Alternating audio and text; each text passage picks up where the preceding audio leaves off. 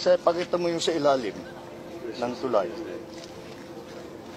Tignan nyo. Yung tulay, maganda pang tignan if you look at it from outside. Pero ito yung ilalim. Kalawang na lahat. Oh, ito yung mga, ayan, oh, ganyan na itsura dun sa ilalim. Tapos, hindi lang yun. Ito, so corrosion. Ito, this is the third span. Yung sa ilalim. Ito yung bumibigay na. Saan yung sa ito, buckling of the bottom na. Bumibigay na yung mga troso. Kaya, pakita mo yung sa ilalim. Mga kababayan, tignan mo tong mukha ni Tamba. Halos hindi na makangiti at hindi masikmura yung malaman at mapakinggan niya yung project na ginawa ng mga kawatan na ang ganda-ganda tignan yung tulay pero sa ilalim puro kalawang, walang quality. Ayan, yung mga kagagawan ninyo, kayong mga kawatan. Kasalanan nyo yan. Alam mo, Pangulong BBM, kung may dignidad ka, bumaba ka na lang sa pwesto. Kasi nga tong mga hanggat nandyan pa yung mga kababayan natin na nakaupo, na naluklok sa pwesto, na nangungurakot lang ang ginagawa, walang mangyayari sa bansa natin. Kahit na anong gawin mong pag-asikaso sa mga problema ng bansa, at kung nandyan pa rin yung mga kawatan na kaalyado mo, ganun pa rin ang mangyayari. So kung may dignidad ka, mahal na BBM, bumaba ka na lang sa pwesto. Para naman po yung mga kababayan natin, maramdaman nila yung mga pagbabago at para yung mga perang, mga pondo natin, napupunta sa mga proyekto, hindi sa mga bulsa nila. Ito naman guys yung payag ni Chavit Singson na itong si BBM, kung hindi dahil sa kanya, hindi siya naging presidente at yung payag niya na dapat talagang maging neutral lang siya. Ang ayaw ko lang na ginawa niya, alam nyo, hindi ba yung suntong ginawa sa akin? Nagpunta kami sa Japan, bagong labas lang. Sa presidential table, binention niya lahat. Si Sandro, Dad, Manong Chavit is here. Ginodon niya, hindi niya ako pinansin. Ang mga overseas workers, bastos naman ang presidente niya, sabi niya. Nagkampo ba ako? Hindi. Ayun sinasabi mo na pinapasok ko sa PCSO, director lang. Dahil chairman ng PCSO yung kapatid ko noon. Anak niya yun, director lang. Sabi naman yan eh. Sabi naman ni Special Assistant to the President Nagtameo, sigurado na yan, Manong. Sinabi ng Presidente, sigurado na yan. Isa-isa may na-appoint na director, umiiyak yung bata. Sigurado na yan, sigurado. Tapos, di na sumasagot, yung sekretary niya. Nagkita kami, yung sekretary niya, tiyapan na yung mata. Wala naman tinupad. Nagalit ba ako? Hindi. Direktor lang. Ang laking naitulong ko sa kanya, hindi siya presidente, kundi dahil sa akin. Bakit ako galit? Bakit ako nainis sa kanya ngayon? Nung pinalis natin ang mga bases dito sa Pilipinas, it was approved by the Senate. Pagpunta niya sa States, pinabalik niya lahat, nagdagan pa. At parang tayong dinadala sa kumuno eh. Alam niya na magkakagera ang China and Taiwan. Sabi ng China, we never invaded any country but Taiwan, we have to get it because it's ours. Binigyan sila ng 5 years. Ang Amerika, 1, laban tayo. Kung kayo bumayag, laban tayo. Pagkagaling ang presidente natin doon, binigay kagad ilang beses. Ang dami. Kung matuloy yung away nila, sinong bubugin? Tayo. Ngayon, diniinis pa niya ang China. Anong laban natin sa China? China is our neighbor. China is our friend. China is helping us a lot. Mabuti nga, tubig lang kinakanon nila eh. May karapatan din sila doon dahil ang dami nag-reclaim, hindi lang tayo. Vietnam at ibang country. It should be diplomatic. Kausapin niya lang. Sosyo na lang tayo dyan. She should stay neutral as a leader. She should stay neutral. Bakit kumampi agad? Di pinapahamak tayo. Naghahabol pa. Mali yun. Kasamahan naman dito, it's been that way since before. Pero kung ganyan ang gagawin natin, kasi the other members of the majority should know that ano lang to it's a matter of party representation We stick to the established mathematical formula and the use of Supreme Court decisions as guidance, Mr. President. Kaya po nagbigay sila ng desisyon so that we can be guided accordingly in determining the proportional representation in the CA. Good morning mga kababayan. Ito po, ang aga-aga, ito po kagad yung nakita ko sa social media. Ito po si Senator Tuta Soto. Ito, tapikon po kay Senator Joel Villanueva. Ano ba yan, Senator? Walang pikunan. Ano ba? Di ba? Galing ka naman sa comedy noontime show. Ba't ka napipikon? Doon, lakas mo nga mga tumawa doon Walang pikunan, trabaho lang, walang personalan. Para sa taong bayan, magsilbi po tayo para walang pikunan. Ang pagdinig, Sen, parang ang statement nung Yusek Cabral, parang siya ang pinakawalang kamuwang-muwang. Wala pa ako sinasabi na kung siya may kasalanan o wala. Ang sinasabi ko, papunta ako doon. Yun, Ang opo. problema, nakikita nyo sa pagtatanong ko at sa kanyang pagsagot, nakikita niya yun Paiwas, puro paiwas.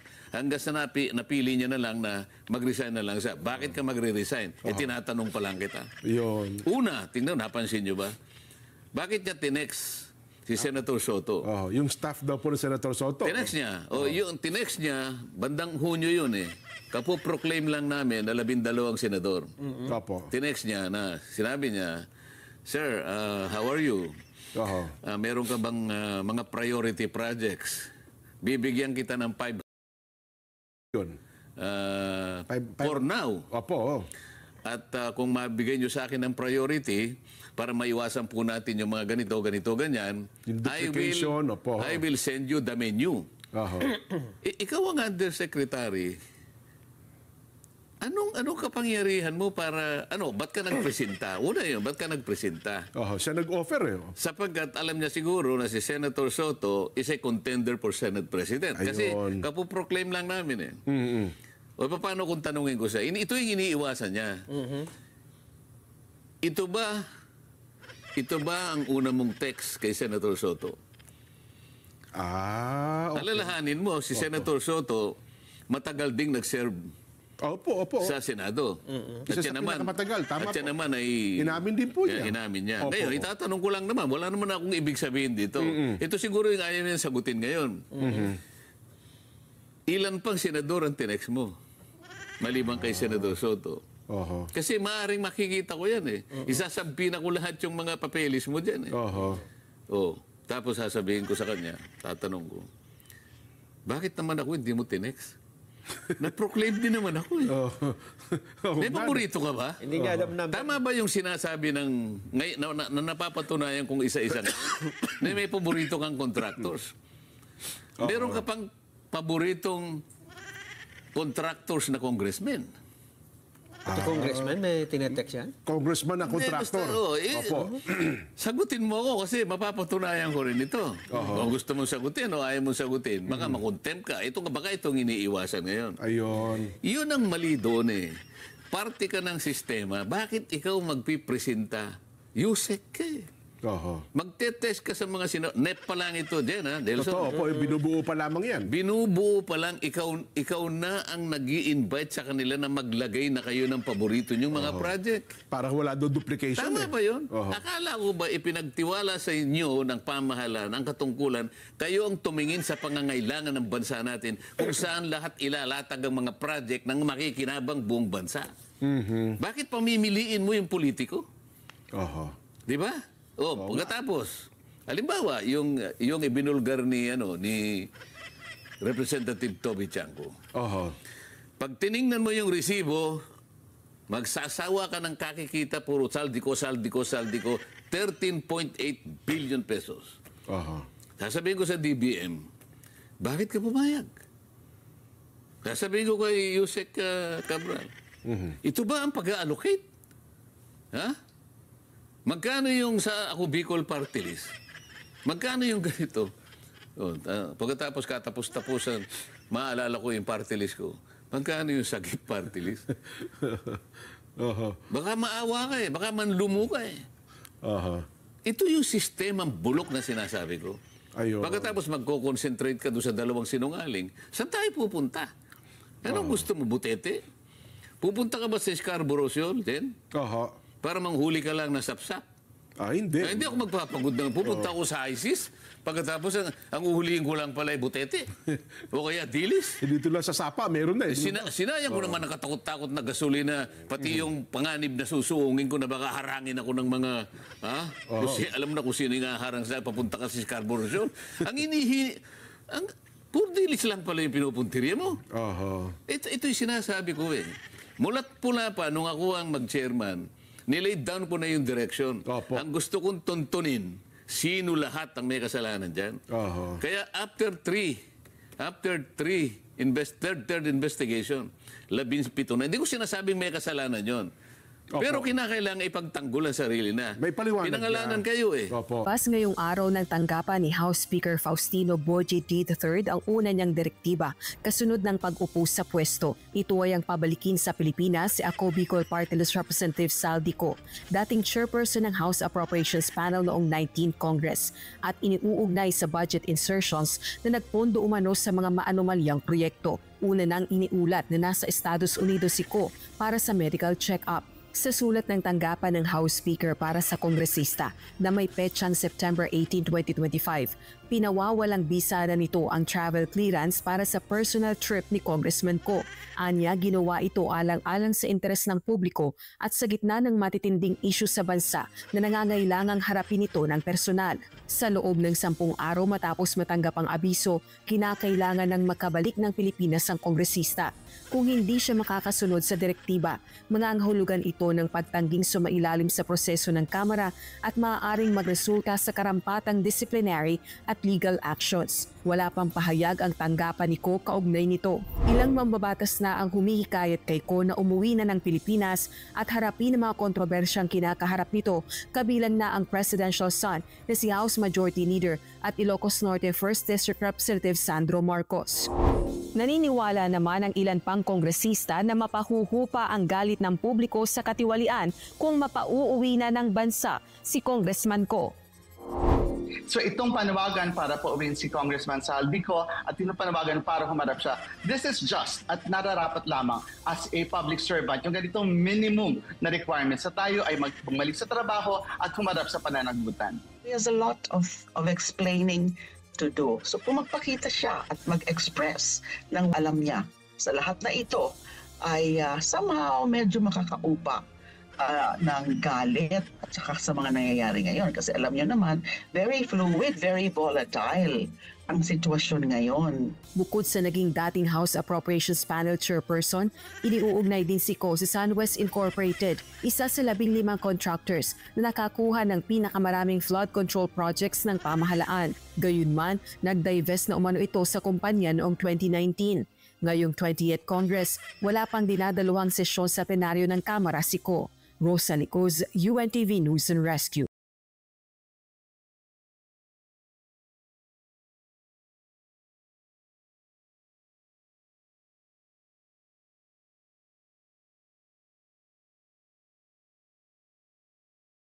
Ayan, Representative Saldico. Koko ba to? O manloloko? Ay, nako mga kababayan, naknang toko ang garapata. Congressman Saldico, umuwi ka na dito ha. Si ex-President Digong Duterte ka, kaya niyong pinakulong sa ibang bansa pa, ikaw pa kaya? Naknang toko Mga kababayan, maraming salamat po. Yan po yung mga kaganapan ngayong araw na to dito sa ating bansang Pilipinas. Mga kababayan, huwag niyo kalimutan na i-like at subscribe at i-share ang ating mga videos. At nang sa ganun ay mapanood po ito ng ating mahal na kababayan dito sa Pilipinas at sa iba't ibang bahagi ng mundo. Mahal kong kababayan, News That Matters po. God bless po.